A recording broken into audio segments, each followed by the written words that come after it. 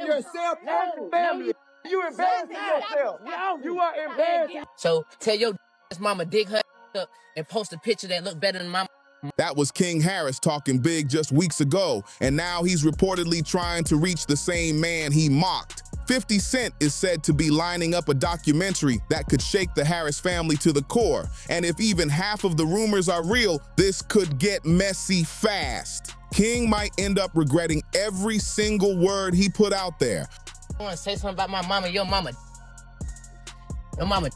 go dig her up. So what actually happened, and what are people still guessing about? In early March 2026, talk started spreading that 50 Cent was working on a documentary possibly called Surviving T.I. and Tiny. But before that news even hit, King Harris was already loud and active in a heated back and forth with 50. He didn't just speak, he went all in. Videos, diss tracks, custom t-shirts, even a cannabis product, everything aimed straight at 50 Cent. I'm not raised. This wasn't light trolling either. It was a full-on campaign. And to understand why things flipped from confidence to panic, you have to look at what King actually said and did before the documentary rumors showed up. Because this wasn't a typical rap clash, it got personal in a way most people in hip-hop avoid. Lines got crossed, and not just casually. Hey everyone, how are you doing?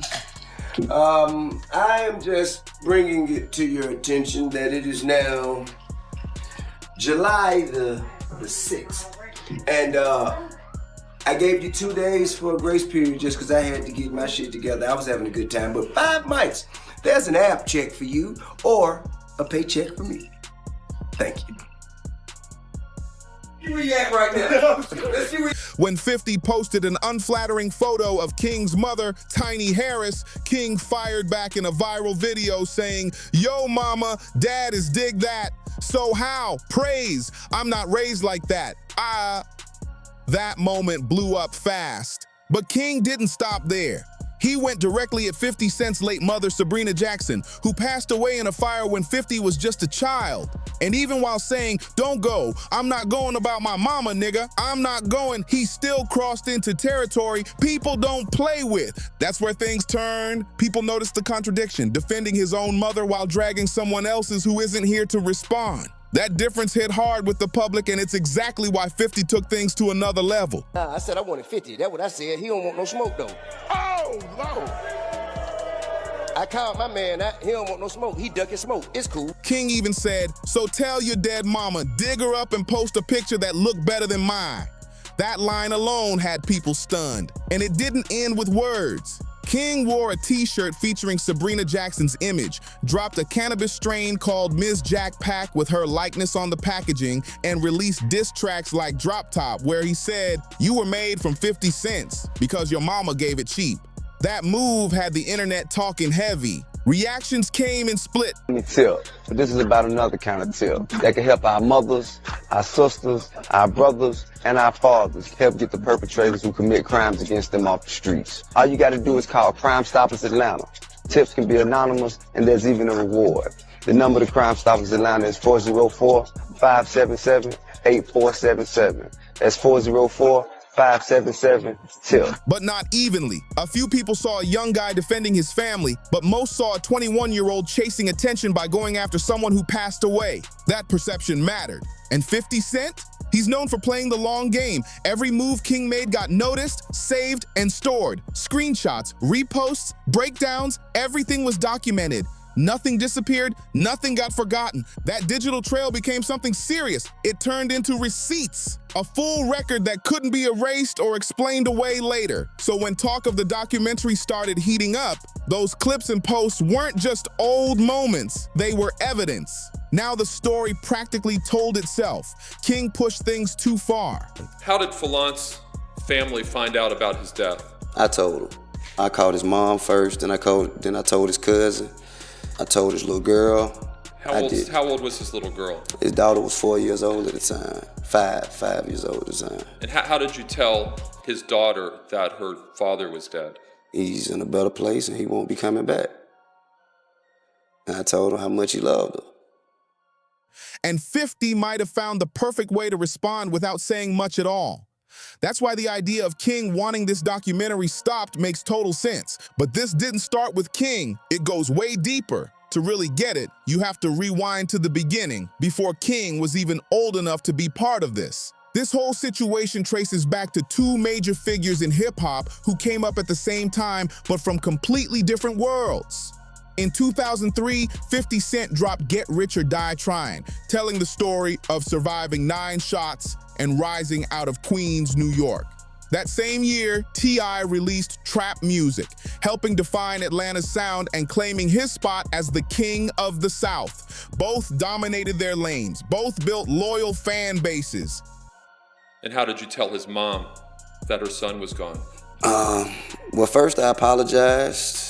I apologized because, I felt that, all of those rounds were fired for me, in my opinion. And both existed in a system where New York versus the South wasn't just talk. It affected sales, radio spins, and recognition. That tension didn't need to be loud to be real.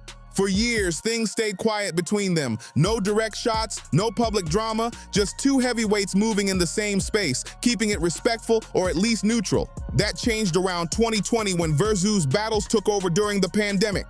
Created by Swizz Beatz and Timbaland, these matchups had legends going hit for hit live online. And T.I. made it clear, he wanted 50 Cent. I pushed hard for it. He compared it to the iconic 2007 clash between 50's Curtis and Kanye West's Graduation. 50 Cent decided to wake up this Saturday, February 7th, on the dark side of the bed once again. And if you follow, I done spoke on that before, how I feel 50 Cent does not wake up on the wrong side of the bed in the morning. He wakes up on the dark side. And I say at least about half the month, maybe about 15 days, he gonna get it to the capital C's and go at some. He said he had the hits, the catalog, and the influence to match 50 step for step. He brought it up everywhere, podcasts, interviews, live streams. He was not letting it go. But 50 kept shutting it down over and over again. He made it clear he wasn't interested. He pointed to his TV success, especially the Power franchise, saying he'd moved beyond music battles. To him, Verzuz wasn't worth his time anymore. That rejection didn't sit right, and it was how 50 said it that made it worse. He didn't just say no, he made it feel like the idea wasn't even worth considering. Like I didn't belong in that conversation. For someone who built his name as a Southern rap leader, that kind of dismissal felt personal. I didn't see it as indifference, he saw it as disrespect. So the tension stayed alive, not explosive, but always there. Little exchanges, subtle shots, just enough to keep things simmering. Post a picture of your mama. She pay respect. Stop playing with my mama. Then February 2026 hit and everything changed. T.I. showed up on Shannon Sharp's Nightcap podcast and made a bold claim. He accused 50 Cent of being scared, saying there were private talks where 50 initially agreed to Verzuz, only to back out publicly. And just like that, the situation went from quiet tension to something much louder. I fired back with a diss track titled Let 'Em Know, and he didn't keep it subtle. He shot the video right in New York City, 50 Cent's home turf, which already sent a message. The lyrics went straight at 50's age, his shift into acting, and what T.I. painted as cracks in 50's tough guy image. But 50 didn't respond with music, not at all. Instead, he played it differently and dropped a resurfaced clip from a 2003 legal situation involving T.I. You and 50 got a beef or something, man? Because I seen a post today where they were saying that you were supposed to be in, I guess one of the Power, what's the name? I guess two of the actors on the show said that you were actually supposed to be on the show, and then they replaced you with Method Man, and they weren't expecting it or something. No, that's not true. 50 and I, we were executive producers on a different show outside of the Power universe. But nah, man, me and 50 cool. The clip suggested cooperation with law enforcement, and just like that, 50 stamped a label that hits hard in hip-hop: snitch. That word carries serious weight. It's not just an insult. It questions everything about a person's credibility, their image, their entire story. With one move, 50 flipped the whole situation. This wasn't about hits or albums anymore. It became about T.I.'s character. And that moment, that's where everything changed. From there, the situation spiraled into something way bigger. Family members got pulled in, diss tracks multiplied, lines got crossed, and eventually talk of a documentary entered the picture. All of it traces back to that shift when the focus moved from music to reputation. Once it reached that point, there was no going back. This wasn't friendly competition anymore. It turned into a battle over who could leave the deepest mark. And here's where things became uneven. T.I. had music, presence, and respect, but 50 Cent had media power, a full production machine behind him. That difference mattered more than anything else moving forward. I'm the only one who's not offended by his brass approach, and he's not offended by mine. So, you know, we play rough, but ain't no issue. It's a mutual respect. While T.I. could respond in songs, 50 had the ability to shape narratives on a much larger scale. That imbalance set the tone for everything that followed, and it made every move from the Harris side riskier. The first person from T.I.'s family to jump fully into this situation without really measuring the consequences was his son, King Harris. And once King stepped in, everything escalated fast. This stopped being just between two artists. It turned into a full family situation playing out online for everyone to watch. Every post, every clip, every reaction, it was all happening in real time across social media. King Harris, born August 25th, 2004, grew up in the spotlight. I'm not gonna say no. I'm not gonna tell law-abiding citizens not to call the police so I can, not be of benefit to a downward departure. Not gonna do that. Because you know why? Law-abiding citizens were gonna call the police anyway. That's their right. That's their right. And guess what? Streets were never gonna not snitch.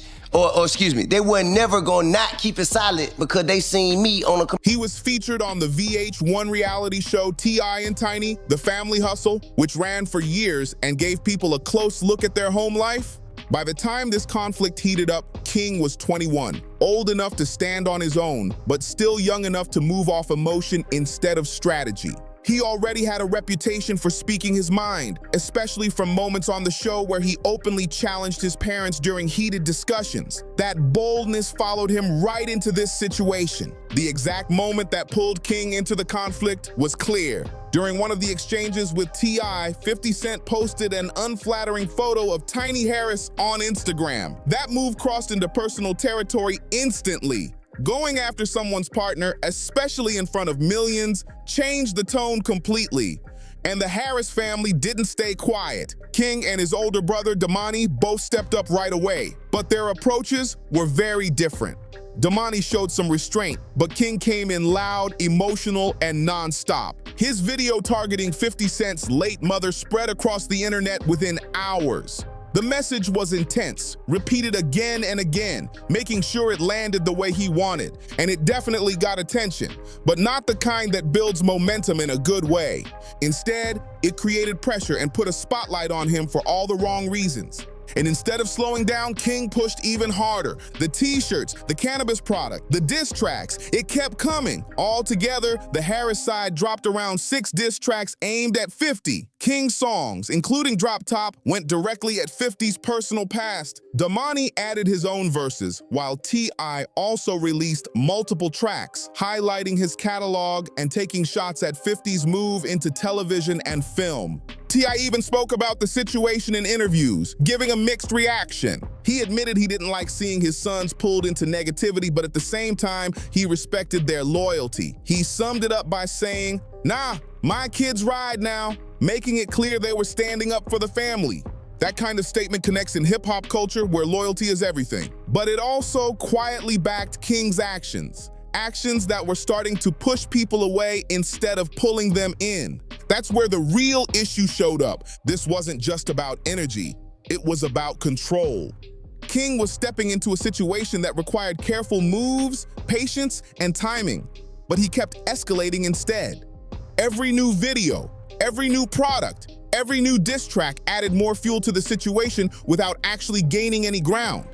And the biggest problem? 50 Cent didn't even need to respond. King's actions were doing the work on their own. Each move made King look more unpredictable, while at the same time making whatever 50 chose to do next feel more justified in the eyes of the public. And that imbalance kept growing with every single post. The backlash hit fast, and it was loud. Most people agreed King crossed a serious line by mocking a dead woman.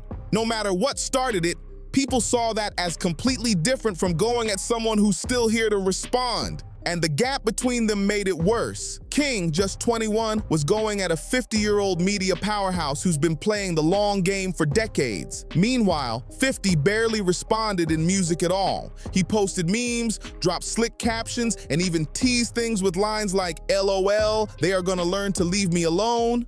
The difference was obvious. The Harris side kept pushing content non-stop, while 50 stayed calm and calculated, letting the tension build on its own. That silence wasn't random, it was strategy. 50 has done this before. He lets people talk, go too far, and then hits back in a way they can't match. It's a pattern he's used for years, and this time, the response wasn't going to be a song. It was something much bigger, a documentary. If diss tracks are like shots in a rap battle, a documentary is a full-on takeover. And in early March 2026, rumors started flying about a project called Surviving T.I. and Tiny. That title alone got people talking because it echoes Surviving R. Kelly, a series that changed public opinion in a major way. This wasn't shaping up to be entertainment. It looked like a serious expose. 50 even fueled the fire himself. In a now-deleted post, he hinted at it by saying, "Remember how quiet I got before the documentary? I hope this doesn't mess up your promo tour. They're gonna ask about your 20 sexual assault cases." That line made it clear what direction this was going. The allegations he pointed to date back to 2021 when multiple women accused T.I. and Tiny of serious misconduct. Lawsuits followed, but many were dismissed due to legal technicalities, and there have been no convictions. T.I. and Tiny have denied everything, saying any situations involved consent. Still, a documentary doesn't need a conviction, it needs a story. When claims get packaged into a polished emotional narrative, it can completely reshape how the public sees someone. And 50 has the tools to do exactly that. The impact could be massive. I built a brand beyond music, business, community work, public image. A project like this could shake all of it, affecting deals, partnerships, and how people view his legacy. And King, he wouldn't escape it either. His career is tied closely to his family name. If that name takes a hit, it follows him too. Labels hesitate, collaborators step back, and opportunities start disappearing. Here's the twist. Everything King did to defend his family may have made things worse. Every video, every lyric, every product, it all adds to the narrative. Those same clips could be flipped and used as examples against them. What was meant as defense could end up working against the whole family. There were even reports suggesting T.I. was deeply shaken by the situation, while others painted King as someone who jumped into something way bigger than expected. Whether King actually tried to reach out to 50 or not isn't confirmed, but it wouldn't be surprising. This situation moved beyond music into something much heavier. And recently things have shifted. King, who was everywhere during the peak of the drama, has gone noticeably quiet. The diss tracks slowed down, the loud moves faded, and the energy cooled off. No one knows for sure if that's due to advice, pressure, or just reality setting in, but the change is clear. T.I., though, hasn't backed down. He responded to the documentary talk with confidence, even challenging 50 to go doc for doc. That could mean he's not worried, or he's staying strong publicly to control the narrative. Either way, this situation isn't just about music anymore. It's about image, power, and who controls the story moving forward. What might be manageable for a veteran with decades of experience is a whole different story for a 21-year-old still figuring things out. Just weeks ago, King was loud, confident, and fully in attack mode. He believed the Harris name was strong enough to handle anything 50 Cent could throw his way.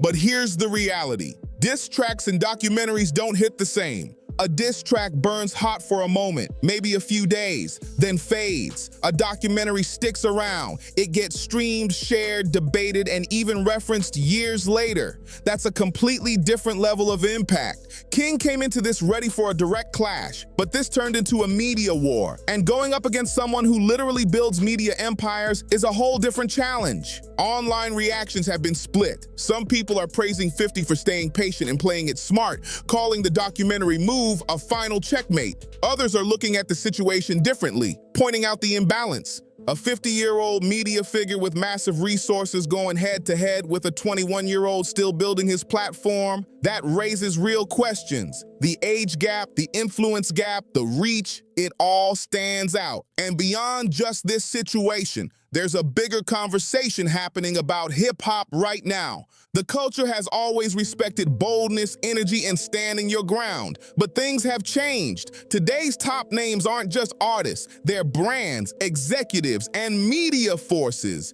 And the tools they use go way beyond music. Because a documentary, that can reshape how people see you completely. Not just for a moment, but for years. That's the environment King stepped into when he started posting those videos. He was playing by one set of rules, while 50 was operating on a totally different level. There's also the question of strategy on 50's side. If this documentary is real, it's not just about the feud. It creates buzz, builds content, keeps his name trending, and reinforces his image as someone you don't want problems with. At this point, even the idea of the documentary has already shifted everything. That's real power, the kind where you don't even have to act for people to react. And for King, this might be the biggest lesson of all. In this industry, it's not about who talks the loudest, it's about who has the most leverage. King had energy, words, and reactions, but 50 has platforms, reach, and a history of turning situations into major moments. If the reports about King trying to step back are true, that's not weakness, it's awareness. It means he finally saw how big this situation really was. The only question now is, did that realization come too late? If you made it this far, hit that like button, subscribe, and share this video so more people can see what's really going on.